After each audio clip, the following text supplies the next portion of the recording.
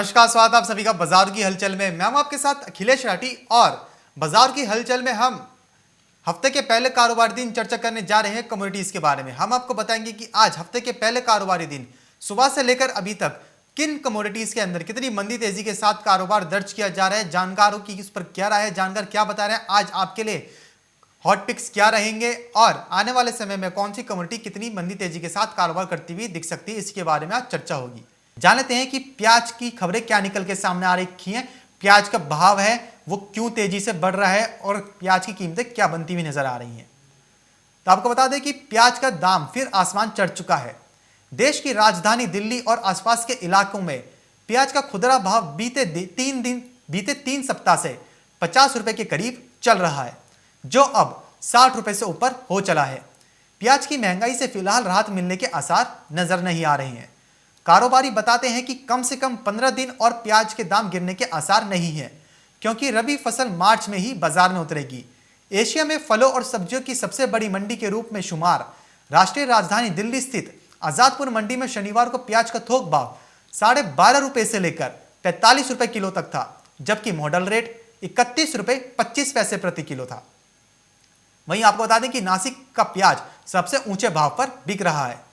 वजह यह है कि नासिक प्याज की आवक कम हो रही है।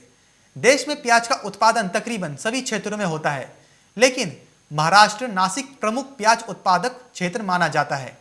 कारोबारी बताते हैं कि नासिक के प्याज की क्वालिटी अच्छी होती है और यह प्याज ज्यादा दिनों तक टिकती है, मतलब खराब नहीं रहती है।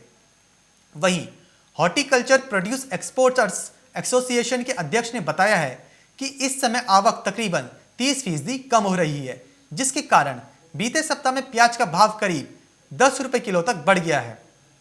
उन्होंने कहा कि अगले एक पखवाड़े में प्याज की नई फसल उतरेगी, जिसके बाद दामों में गिरावट आएगी। तो यानी कि एशिया की सबसे बड़ी फलों और सब्जियों की सब्जी मंडी आजादपुर मंडी के अंदर प्याज के जो दाम है उनमें तेजी देखने को मिल रही है, क्योंकि प्याज की जो आवक है, जो अराइवल्स हैं, वो कम ही देखने को मिल रही है। आने वाले 15 से 20 दिनों के दौरान रबी फसल की जो प्याज है, जो आवक है, वो देखने को मिलेगी, जिसके बाद ही प्याज के दामों में एक दोबारा से स्थिरता बनती हुई नजर आएगी।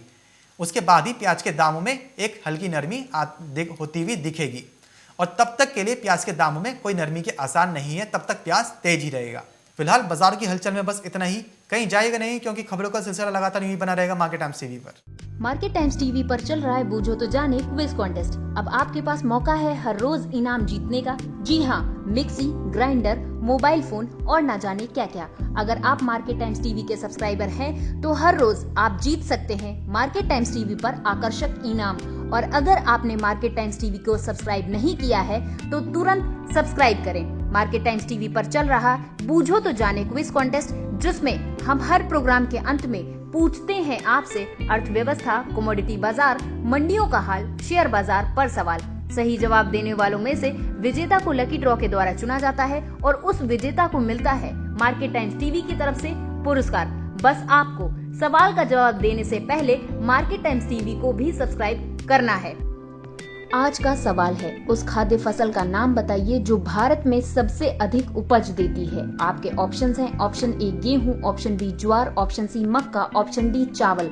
जवाब के लिए टाइप करें फसल ए, फसल बी, फसल सी या फिर फसल डी। आपको मार्केट टाइम्स टीवी चैनल को सब्सक्राइब करना है और जवाब व्हाट्सएप करना है। आप जवाब व्हाट्सएप कर दें 9953882229 पर। आप में से लकी विजेता जीत सकता है वेल क्लिपर।